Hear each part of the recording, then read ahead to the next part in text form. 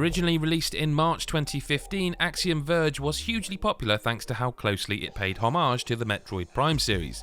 We're sure even developer Thomas Happ himself wouldn't be offended when we say it played upon nostalgia of those games, especially when it seemed at the time Nintendo itself weren't interested at all in making more Metroid Prime games. That first game came to most platforms in the end, so it was a bit of a surprise that Nintendo secured the sequel as an exclusive for Nintendo Switch, and while we'd assume it will eventually come to other platforms like PC, for now, all we know, or rather knew, was that it was coming late 2020 to Nintendo Switch. And we say new because sadly it's another game that's been delayed. Let's rip that band-aid off quickly then. Axiom Verge has been delayed into the first half of 2021, but that's as close to a release date as we're getting right now. In a statement on the official site, Thomas Happ said, "So why is it taking so long? I originally based my prediction on the remaining features on my project list and how long those tasks took when I was making Axiom Verge. I don't mean to make excuses, but there were a number of factors that led my project schedule astray."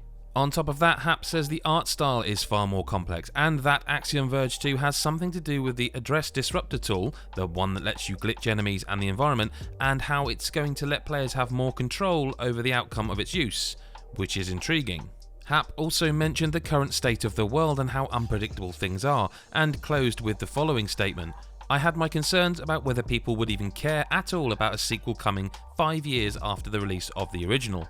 Although it's taking longer than I originally hoped, I am going to do my best to make sure it's worth the wait."